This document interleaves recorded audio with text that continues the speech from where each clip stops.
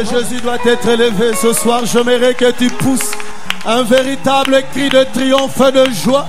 Si réellement tu crois que Jésus est sur son trône en train de régner, si tu crois que la vie que tu as ce soir, tu l'as simplement par grâce, par la grâce de l'œuvre de la croix, bien-aimé, pousse un cri.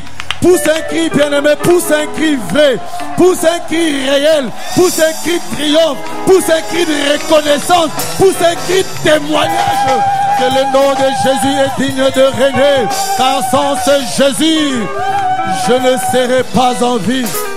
Il est bon, c'est Jésus. Est-ce qu'il y a des amoureux de Christ ce soir en ces lieux? Est-ce qu'il y a des personnes qui croient que Jésus mérite l'honneur et la gloire? Est-ce qu'il y a des personnes qui croient que sans Jésus, ils ne seront même pas mentionnés dans ce monde? Alléluia. C'est Jésus qui leur a donné un sens à leur vie. Bien-aimés, si vous êtes là, dites un grand merci à ce Jésus. Il est bon, c'est Jésus. Alléluia. Il est bon. Alléluia. Nous lui disons un grand merci. Amen. Amen. Alléluia. Nous sommes en train de continuer notre mois de célébration. Donc vous le savez, depuis le 19 novembre, nous avons commencé la célébration jusqu'au 20 décembre que nous allons terminer la célébration. Donc tous les jours, nous sommes ici en train de célébrer. Nous ne demandons pas, mais nous donnons, nous célébrons. Nous avons demandé toute l'année. Pour nous, l'année s'achève le 20 novembre. Donc le 20 novembre, nous, l'année s'achève. Le reste est là dont nous nous projetons déjà en 2016. Donc là, maintenant, nous disons seulement merci à Dieu pour tout ce qu'il a fait, pour tout ce que nous croyons qu'il n'a pas fait. Mais nous savons que Dieu sait ce qui est bon pour nous. Alors c'est un mois où nous nous sommes habitués d'apprécier Dieu, de l'honorer, de l'adorer avec nos biens, avec notre temps, tout ce que nous sommes, nous le remercions. Alléluia.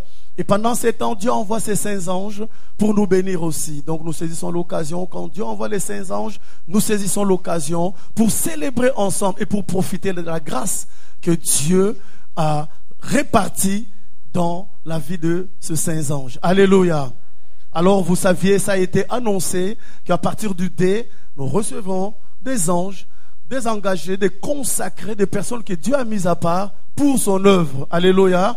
Vous le saviez, nous l'avons annoncé, vous l'avez reçu depuis et nous les attendions. Et Dieu dans son amour, il a fait grâce. Donc ce soir, nous continuons notre célébration comme le programme a été établi.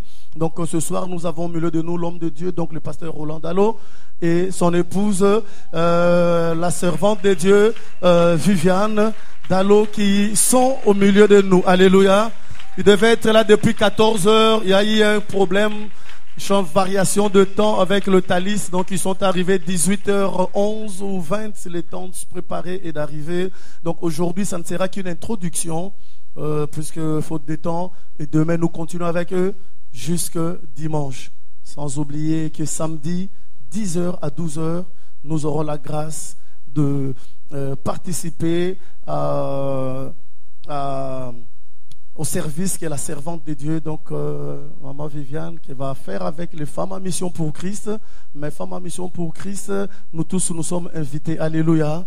Donc de 10 à 12 heures, nous serons là pour bénéficier de la grâce de la servante de Dieu. Et 18h à 20h, nous continuerons encore avec le couple Dallot. Alléluia. Est-ce qu'il y a des personnes qui sont contents de la vie de ce couple pour la gloire de Dieu? La Bible dit: jusqu'à ce que vous allez dire qu'il soit béni, celui qui vient au nom de l'Éternel. C'est à ce moment-là que vous reverrez à nouveau la face du Seigneur. Celui qui veut voir la face du Seigneur, il doit bénir celui qui vient au nom de l'Éternel. Alléluia. Si vous croyez, si vous voulez voir la face du Seigneur, j'aimerais que vous bénissez cet homme de Dieu, tandis qu'il va avancer par des ovations, par des acclamations. Et j'ai la foi que Dieu vous ouvrira le voie du ciel pour que réellement vous soyez bénis. Donc, pasteur, que le Seigneur vous bénisse. Donc nous vous laissons le soin de vous présenter votre ministère et de faire ce que Dieu vous a mis à cœur de le faire jusqu'à 20h. Que Dieu vous bénisse.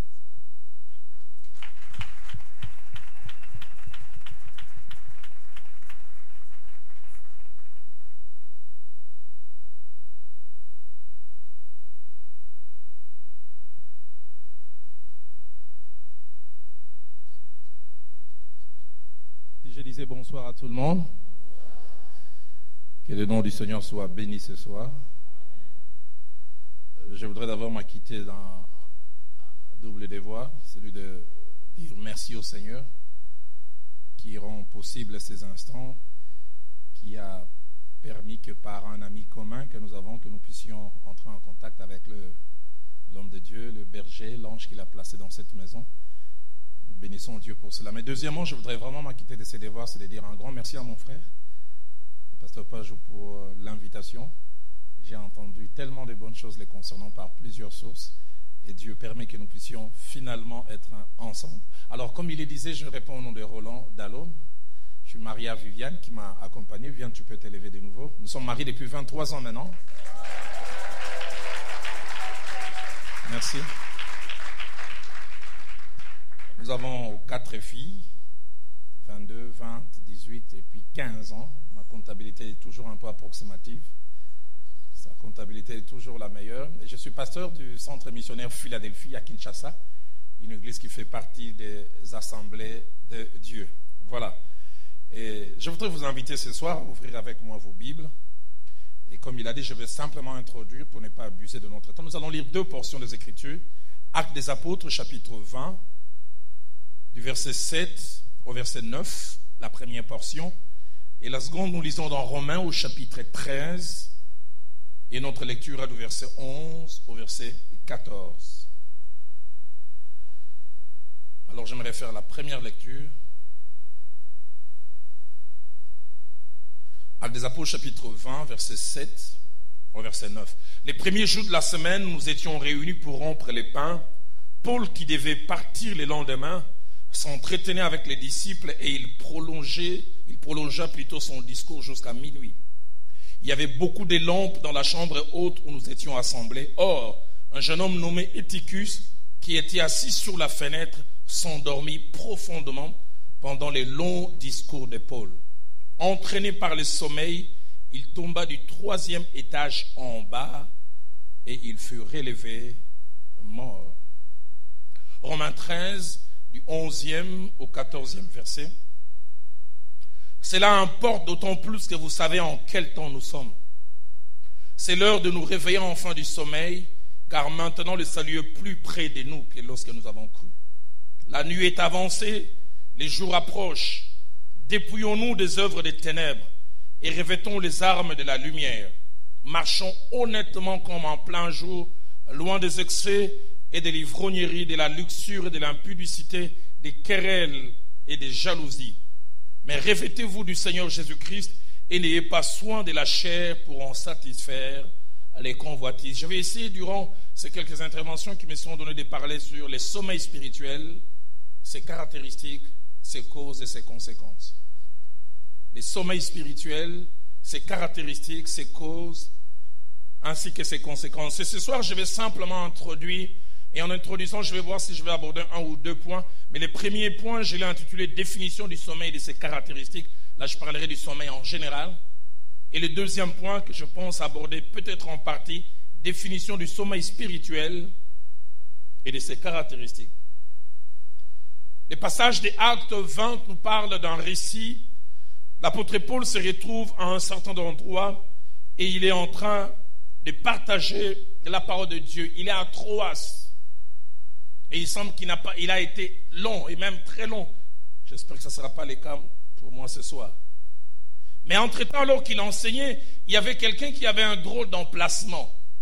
Il était à cheval entre l'intérieur, là où l'on enseignait la parole de Dieu, et l'extérieur. On dit qu'il était à la fenêtre. Donc il avait 2 auditoires. Il regardait l'extérieur, mais il appréciait aussi ce qui s'est passé dedans. Et à cause du long discours, la Bible dit, entraîné par le sommeil, il tomba du 3e étage en bas et il fut relevé mort. Je peux imaginer la scène. Les premiers accès, il a senti la fatigue. Sûrement, il a commencé par bâiller simplement. Et puis après, les premiers poussées qui s'arrêtaient chaque fois. Et puis ça commençait à être un peu plus long. Et puis je m'imagine, quelqu'un lui disait sûrement, Eutychus, tu es en train de dormir. J'ai dit non, je suis tout. Et puis à un moment, on entend simplement un bruit, boum. Il est tombé, mort, tué par le sommeil.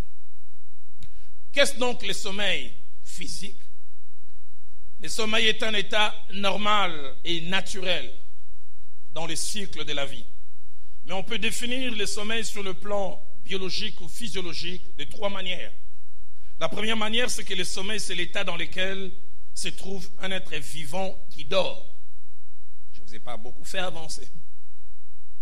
Mais la deuxième définition du sommeil, c'est le passage d'un état d'éveil à un état de léthargie, qui se caractérise par la cessation de l'activité motrice. On ne bouge plus. La cessation aussi de la sensibilité.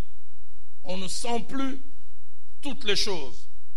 Troisième définition du sommeil, c'est un état d'inertie, d'inactivité, soit momentanée ou prolongée, dans lequel se trouve une chose ou une personne. Et Acte 20, versets 7 à 9, ainsi que d'autres passages que nous allons voir, nous enseignent plusieurs choses, mais j'en fais ressortir 4, attachées au sommeil physique d'abord. La première des choses, c'est que le sommeil peut avoir des degrés ou des niveaux. Acte 20, verset 9 que nous avons lu, on dit d'Éticus, il s'endormit profondément. Ce n'était pas un sommeil léger. La version de la Colombe dit, il fut pris d'un profond sommeil. Le sommeil a des niveaux. Je ne sais pas si ces histoires se répètent encore chez nous en Afrique. Quand j'ai grandi à Bandal, j'ai habité sur avenue Nzobé. Nous, on était sur Nzobé 42. Il y a une famille qui était sur Nzobé 32. Il semble qu'à l'époque, les voleurs, quand ils venaient, ils pouvaient amener une sorte de produit et ils faisaient endormir tout le monde. Je me souviens encore, je devais avoir entre 6 et 7 ans. On se réveille le matin, on trouve papa et maman sur la rue. Vers 6h30, nous, on allait à l'école. Profondément endormis. Et c'est vrai que quand les gens ont fait le bruit, ils se sont rendus compte qu'ils étaient dehors. Il semble que ce sont les voleurs qui ont eu à faire ça. Un degré élevé du sommeil. Jonas, chapitre 1er, verset 5, parlant de Jonas qui avait fui la volonté de Dieu et qui s'est attaché à ses bateaux. Il avait dit, il descendit au fond du navire, il se coucha et s'endormit profondément. Le sommeil a des degrés. J'insiste déjà sur ce point parce que là je pose les bases et je commencerai à monter d'un cran et puis demain avec la grâce de Dieu j'irai plus loin. Matthieu chapitre 25 au verset 5 les montre ou les confirme aussi. Les vierges folles et sages attendaient l'époux. Il avait dit comme l'époux tardait, toutes, 1, s'assoupir, 2, s'endormir. Et j'aime bien ce que la version français courant dit. On dit toutes commencèrent à somnoler. Première phase du sommeil. Et puis deuxièmement, s'endormir profondément. Quand on parle d'assoupissement, c'est un léger sommeil. On est entre deux étapes. Pas totalement endormi, mais pas totalement en éveil. Deuxième chose, attachée au sommeil, c'est que le sommeil entraîne l'insensibilité et l'inattention. On ne ressent rien. On ne peut rien savoir de ce qui se passe tout autour de nous. Juge chapitre 16, verset 9, parlant de Samson que Delilah avait endormi, dit, elle endormit Samson sur ses genoux et ayant appelé un homme, elle rasa les 7 tresses de la tête de Samson. J'essaie de m'imaginer, il n'a rien senti. Était-ce avec une tondeuse, avec une paire de ciseaux? Toujours est-il que toute la chevelure partit insensible. J'insiste sur ces bases que je pose pour montrer jusqu'où le sommeil peut nous amener. L'homme fort, l'homme capable, parce que dans le sommeil, il est complètement rasé. Matthieu chapitre 13 au verset 25, parlant de l'homme qui a eu à planter du blé dans son champ. Écoutez ce qu'il avait dit, pendant que les gens dormaient, l'ennemi vint pour s'aimer, livrer. Personne ne s'est rendu compte de l'acte qui a été posé. C'est seulement le lendemain, ou plutôt quelques temps après, quand il voit les fruits sortis, il se demande quand est-ce que ça a été fait. Il a profité du sommeil. Moment d'inattention. Troisième caractéristique, le sommeil est un moment de vulnérabilité. On peut facilement subir des attaques sans le savoir. Et le passage de Acte 20, verset 9, que nous avons mentionné concernant Éticus, qui dormait entre la fenêtre et la maison, la Bible dit, entraîné par le sommeil, il tomba. Il est tombé non pas parce qu'il a voulu, il est tombé non pas parce qu'il a désiré, il est tombé parce qu'il n'était plus maître de ses mouvements. Il est mort subitement, entraîné par le sommeil. Quatrième caractéristique, c'est que le sommeil se caractérise par l'inertie, l'absence de mouvement. 1 Samuel 26, verset 7, nous parle de David et Abishai, qui à ce moment sont pourchassés par Saül comme des proies. Et ils arrivent à un endroit et ils voient le roi Saül complètement endormi, mais ayant son épée à côté, sûrement en train de ronfler. Incapable de savoir ce qui se passe. Et je m'imagine, David et Abishai ils avancent, ils essaient de faire un bruit, ils ne bougent pas. Et puis ils viennent, ils prennent même son épée. Sa défense, ils auraient pu même les tuer. Le sommeil. Là, c'est le sommeil sur le plan physique. Cela me permet d'aborder le deuxième point, définition et caractéristique du sommeil spirituel. Si le sommeil physique est un état de léthargie normal et même nécessaire, parce que celui qui ne dort pas a des problèmes.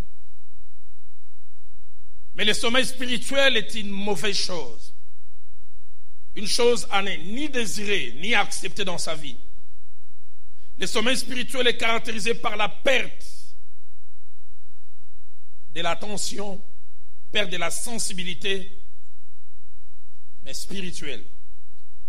Le sommeil spirituel, c'est un état de léthargie qui se caractérise par l'éloignement de Dieu et des choses qui ont Dieu au centre comme intérêt.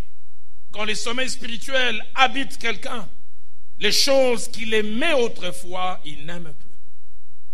Deuxième chose qui caractérise le sommeil spirituel, c'est l'éloignement et la perte de la crainte de Dieu.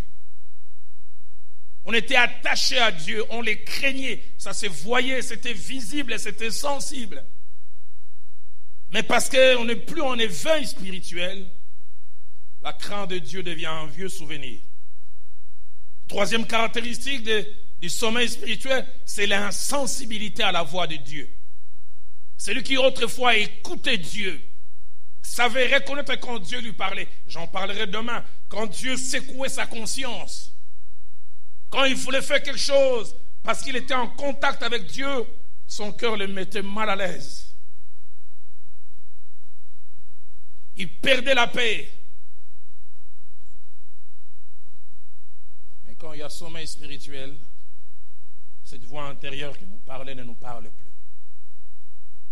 Quatrième caractéristique du sommeil spirituel, c'est un retour graduel à un état de vie qu'on avait abandonné. On voit quelqu'un qui avait tourné le dos à certaines choses, commence à y retourner petit à petit. J'en parlerai mieux demain. Et il retourne sans que peut-être lui-même se rende compte. Ce sont les gens qui sont tout autour de lui, disent « Hey, qu'est-ce qui ne va pas? Qu'est-ce qui fait que tu retournes vers les mêmes choses ?» J'ai retenu 8 principes attachés au sommeil spirituel, mais ce soir j'en mentionnerai peut-être 4. Le premier principe, c'est qu'aucun d'entre nous n'est protégé et n'est à l'abri du sommeil spirituel. Ça peut arriver à tout le monde. Ça peut arriver aux nouveaux convertis. Ça peut arriver à quelqu'un enraciné dans la foi. Ça peut arriver même à un homme de Dieu qui a des années et des années. 1 Corinthiens 10, verset 12 dit « Ainsi donc, que celui qui croit être debout prenne garde de ne point tomber. » Ça peut arriver à tout le monde, ça peut m'arriver à moi. C'est pourquoi je me prêche à moi-même. La version parole de vie dit que celui qui se croit solide fasse attention à ne pas tomber. Deuxième principe, il ne faut pas beaucoup de choses pour connaître le sommeil spirituel. Il faut des fois très peu. Un moment d'inattention, une discipline qui baisse, la vie de prière qui n'est plus aussi constante, l'éloignement de l'église. Et petit à petit, commencera à retourner vers ces choses. Proverbe 6, verset 10 à 11 dit: un peu de sommeil, un peu d'assoupissement, un peu de croiser les mains pour dormir, et la pauvreté te surprendra comme un rôdeur. Pas beaucoup, juste un peu. Juste un peu de sommeil. Troisième principe, le sommeil spirituel peut être un phénomène individuel touchant une personne, mais le sommeil spirituel peut aussi être une réalité collective. Qu'est-ce que je veux dire par là? Je veux dire, un individu peut connaître le sommeil spirituel, mais un groupe aussi peut connaître un sommeil spirituel. Un couple, une famille, un département de l'église, une cellule de l'église. Toute une église aussi peut connaître le sommeil spirituel. Tout un pays peut connaître le sommeil spirituel. Autant ça peut être quelque chose d'individuel, mais ça peut aussi être une réalité collective. Acte 20, verset 9 que nous avons lu, nous parle du sommeil, mais d'un individu Eutychus. Mais Matthieu 25, verset 5 que nous avons lu, nous parle du sommeil comme d'une réalité collective, comme l'époux tardé, toutes s'assoupirent et s'endormir. Dans ma petite expérience dans l'œuvre de Dieu, je puis voir combien petit à petit, je me souviens nous diriger une cellule et combien Dieu agissait au milieu de nous. Mais quand la gangrène du péché est rentrée en nous, la tolérance, ça a commencé d'abord par nous les responsables, et puis petit à petit ça a touché tous les groupes. Quatrième chose, je termine par là ce soir, les sommeils spirituels s'accompagnent toujours de la perte de quelque chose. On n'expérimente jamais les sommeils spirituels sans perdre quelque chose. Et devant cette perte, et les diables, comme nous le verrons demain, qui est toujours à la base du sommeil spirituel, il aime toujours s'arranger que nous ne sachions pas que nous avons perdu. Il veut nous garder dans une fausse assurance. Nous continuons à croire que nous sommes, mais c'est que nous avons cessé d'être. Nous continuons à croire que nous avons, mais c'est que nous avons cessé d'avoir. Juge chapitre 16 au verset 20. Bizarre. De moins en moins, j'ai des cheveux. J'ai 4 filles avec mon épouse. La cadette a 15 ans. La plupart des fois, elle demande à ses sœurs, est-ce que papa dans sa vie il a déjà eu des cheveux? Parce qu'en naissant, il m'a trouvé avec cette érosion sur la tête. J'ai dit, demande à tes grandes sœurs, elles te diront quand je me coiffais bougui avant et bougui arrière. Bien aujourd'hui, le peigne est devenu un mot vain pour moi. Souvent quand je regarde mes vieilles photos, je dis, quand nous eûmes des cheveux. Mais aujourd'hui, malgré le petit nombre, quand je me coiffe, je sais sentir quand même que j'ai perdu des cheveux. Mais bizarre, Samson, ses cheveux ont été coupés, apparemment ils sont rien. Délile a dit alors, Samson, les Philistins sont sur toi. Écoutez ce que la Bible dit, il s'est réveillé de son sommeil et dit, je m'en tirerai comme les autres fois et je me dégagerai. Mais la chose la plus triste, c'est la dernière phrase. Il ne savait pas que l'Éternel s'était déjà retiré de lui. Il croit que tout est OK. Il croit qu'il a toujours ce qu'il avait. Il croit qu'il continue à être. Seigneur, je t'ai prie, quand j'ai perdu, aide-moi à le savoir. Parce que le fait de savoir que l'on a perdu, c'est déjà un pas vers le fait de retrouver. Apocalypse chapitre 3, verset 17, nous parlons de l'église de Laodicée, une église qui a perdu mais qui ne le sait pas. Parce que tu dis, je suis riche, je me suis enrichi et surtout écoutez, je n'ai besoin de rien. Mais écoutez la suite, parce que tu ne sais pas que tu es malheureux, misérable, pauvre, aveugle et nu. Qu'est-ce que ce passage veut dire? Ça veut dire qu'on peut être malheureux, misérable, pauvre, aveugle, nu et ne pas le savoir. Et même croire le contraire. Je suis riche, je me suis enrichi, je n'ai besoin de rien. Et pourtant il a besoin de tout. Combien de fois le sommeil spirituel vient s'inviter en nous? Nous ne sommes pas conscients. J'ai connu le Seigneur le 5 novembre 85 à 9h, je n'ai jamais oublié. Et j'ai fait mes 8 premiers mois dans le Seigneur, c'était fantastique. J'étais le premier à se convertir chez moi, ma mère d'abord, et puis une famille de 5 enfants, j'ai été le premier à accepter Christ. Et je commençais à porter Christ dans toute ma maison. Et presque tous résistaient. 5 mois après ma conversion, j'ai amené au Seigneur mon jeune frère, qui est aussi aujourd'hui pasteur. Il est même responsable dans notre communauté, le numéro 3 de la communauté. Je me souviens du jour où je lui ai présenté les 4 lois spirituelles et il a accepté Christ comme Seigneur et Sauveur. Subitement, au début du 8e mois, j'ai connu ce que je vous enseigne ce soir, le sommeil spirituel. Zélé, priant, jeûnant, évangélisant. Un oncle à moi est tombé malade, il était interné aux cliniques Ngaliema chez nous au pays. Et comme il était dans l'inconscience, on a établi un roulement de 3 personnes qui venaient chaque 8 heures les garder. Moi j'arrivais chaque fois à 8 heures, j'ai quitté à 16 heures, quelqu'un d'autre venait pour 8 heures et puis ainsi de suite.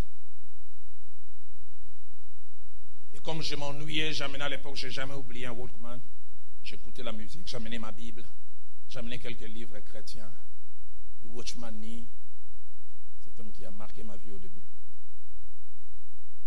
Mais la plupart des fois, il arrivait que je puisse m'ennuyer en cet endroit et je me souviens avoir passé 3 semaines là.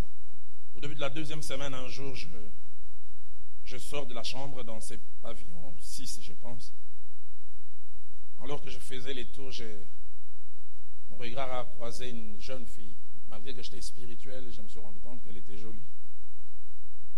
Comme quelqu'un a dit, c'est pas parce qu'on est rempli du Saint-Esprit jusqu'aux dents qu'on voit une femme jolie, on voit un auto blindé.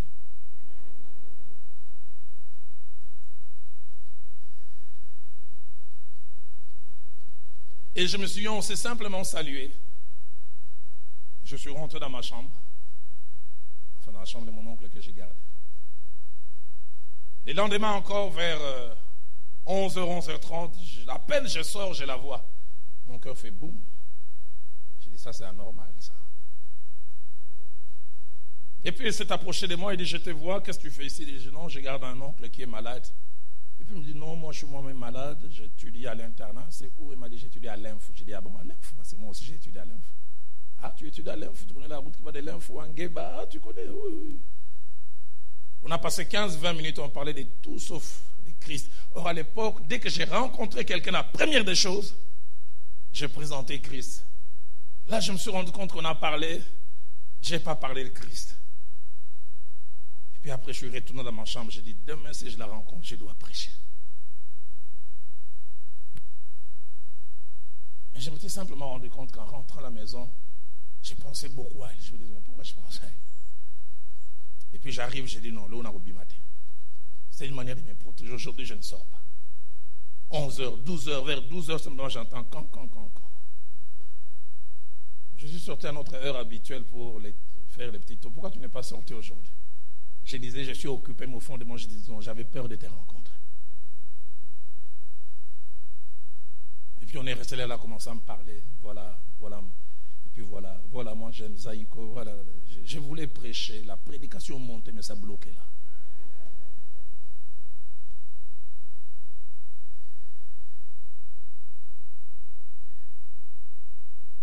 Et j'ai commencé presque chaque jour quand je venais à voir cette jeune fille. J'ai jamais su comment on est devenu copain, copine. Je me souviens pas lui avoir fait la cour normalement.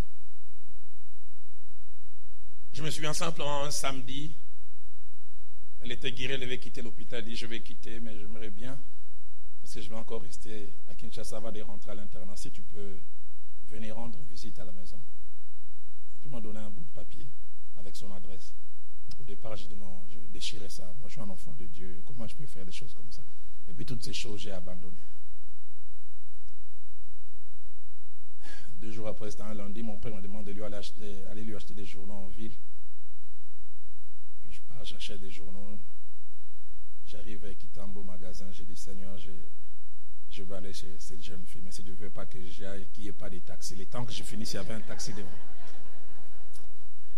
Vous savez, les péchés, quand ça vous attire, au lieu de ne pas aller, vous commencez à faire des prières qu'il ne faut pas faire.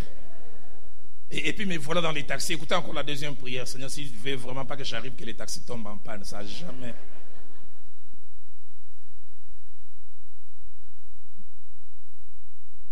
Durant 3 ou 4 jours, j'allais chaque fois la voir. Et j'avais un double sentiment. Quand j'étais avec elle, j'étais comme anesthésié. J'étais content. La culpabilité, ça partait. L'enfer, le péché, ça n'existait plus. Mais chaque fois que je la quittais, je sentais quelque chose. Et bizarre, pasteur Page, chaque fois que j'ai quitté, j'ai pleuré.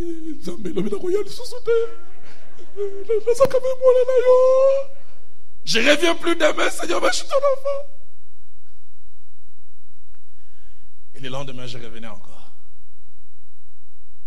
Je n'oublie pas les dimanches qui a suivi. Mon pasteur, à l'époque, a prêché un message fort. Il a parlé de ceux qui sont vomis, qui ont vomi des choses, qui sont retournés vers ces choses. Et je me retrouvais dans ce message. Et il a dit arrêtez, et j'ai pleuré à chaudes larmes. Mais quand je pleurais, j'entendais une petite voix qui dit même quand tu pleures ici, je sais où tu vas finir. Et quand je pleurais, j'étais sincère. Et je sors, j'arrive à quitter mon magasin, je dis Seigneur, moi je suis ton enfant, je ne dois pas aller.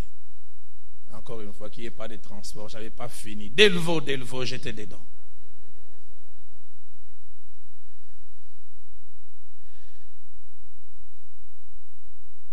Et cette fille a commencé à me refaire des choses que j'avais laissées. Je n'ai jamais oublié ces 2 choses. Elle a dit, j'aime beaucoup ces musiciens, Julien Clerc. Elle m'a dit, va pas me faire l'enregistrement de telles cassettes. Je n'ai jamais oublié. Même Julien Clerc chantait une métisse là. Même les titres du chant me reviennent. Je suis allé faire ça en catimini. Parce que tout le monde savait que j'étais frère Roland.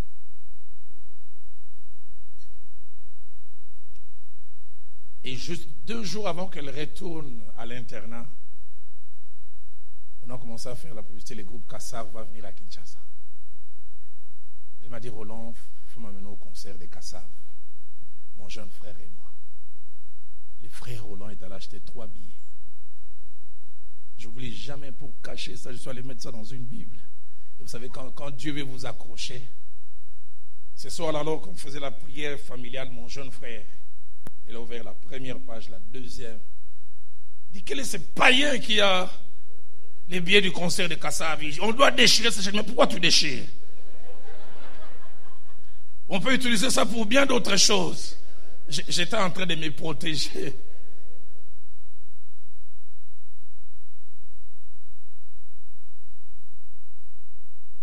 Mais ce qui est bizarre, j'ai aimé toujours le Seigneur. Mais j'étais retourné à ces choses. Quelqu'un a dit, quand vous avez goûté Dieu, le péché n'a pas la même saveur pour vous que pour les autres. Quand on a réellement goûté Dieu. J'ai passé les 6 mois où j'étais le plus malheureux. Vous savez, des fois, mieux vaut être païen et tu assumes ça. Pleinement. Qu'être entre ce que les anglophones disent in between, entre les deux. Mais j'aime comment Dieu m'a rattrapé. Cette journée-là, Dieu voulait vraiment me rattraper. La nuit, je me réveille à 3 heures du matin pour aller aux petits besoins. Je trouve mon jeune frère en train de faire un exercice que je faisais souvent, mais à cause du sommeil spirituel que je n'arrivais plus à faire. Je trouve mon jeune frère Rémi à genoux en train de prier. Je me rendors. Je me réveille encore vers 5 heures. Rémi à genoux. Je me demande, depuis je l'avais laissé, ou bien c'était endormi, et il s'est réveillé après. Au fond de moi, je dis, petit n'a mis ça, c'est pas comme le bon de la bonga dans Sili. Des gens que j'ai amenés au Seigneur sont enflammés, et moi. Rémi part au collège Boboto, où il étudiait. Il revient à 13h, je n'ai jamais oublié. Rémi et moi, on mangeait toujours ensemble. La deux mamans nous a servi avec du pondou, il y avait du foufou et puis il y avait du poisson, chanchard, qu'on appelait Thompson. Juste le temps qu'on sert, ma main est allée rapidement pour bouffer. Rémi m'a rappelé, il y a Roland. N'est-ce pas que c'est toi qui disais avant de manger, il faut prier. J'avais honte de faire revenir ma main. C'est lui que j'avais affermi, me rappeler mes affermissements. Et j'avais tellement honte que je n'ai pas voulu reculer la main. J'ai dit, bon, ça me la race. Ça dit, toi, prie. Rémi a fait une prière pour la bouffe, mais en pleurant. Je n'ai jamais oublié quand il a fini. Il me dit, à Roland, je sens dans mon cœur que je ne mange pas. Toi, continue. Je suis resté devant ce gros foufou. C'est Poundou. Et d'un côté, j'avais honte. Et j'ai vu mon jeune frère qui partait en pleurant. Je l'ai entendu prier dans son chambre. Alinga Lanzambe. Zongu Saya Roland, Zonga Ya Roland, Zaiko Lendi Sangai. Fait que Ya Roland redevienne celui qu'il était. J'avais mal et j'avais honte devant la nourriture. Il me le dira plus de 3 ans après. Il dit, ce jour-là, Dieu lui a mis à cœur d'entamer un jeûne de 3 jours pour prier pour moi. Et j'oublie jamais, je suis resté devant la bouffe. J'ai commencé aussi à pleurer. J'ai dit, je dois redevenir celui que j'étais. Ça, c'est pas ma vie. J'ai fait un retour vers le Seigneur, c'était facile. Mais la jeune fille, elle était à l'internat. 1 mois après, elle est revenue. Je suis allé la voir. J'ai dit, toi et moi, c'est fini. Il dit, pourquoi? J'ai dit, parce que je suis chrétien. Il dit, tu es devenu ou tu? J'ai dit, non. Je ne suis pas devenu. Même quand je venais chez toi, là, j'étais un enfant de Dieu, mais endormi. Toi et moi, c'est fini. Je lui disais, j'avais mal, mais je savais que je devais. Et ce jour-là, je suis rentré à la maison et j'ai repris ma course qui m'a amené jusqu'à ici ce soir chez vous.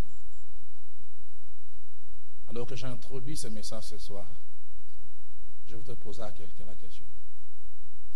Es-tu le même que tu as toujours été? Les gens qui sont tout autour de toi voient une apparence. Les responsables à l'église, les parents. Es-tu toujours attaché à Dieu?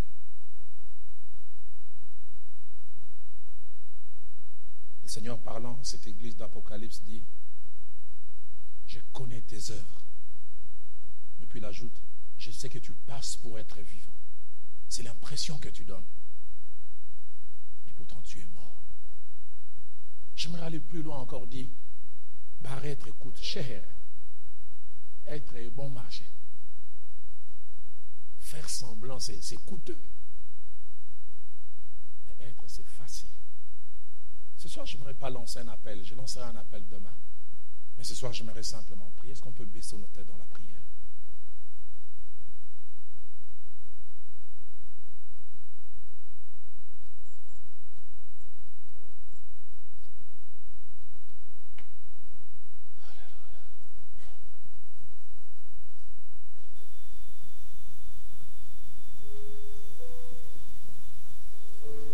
Voilà, c'est le cantique qui monte dans mon cœur.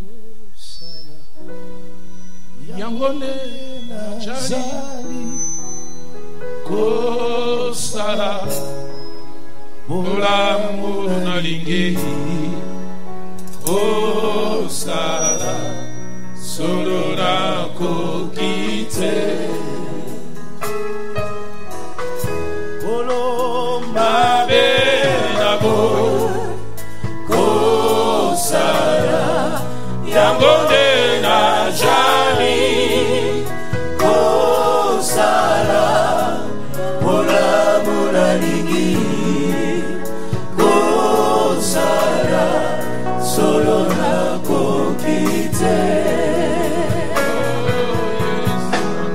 Oh yes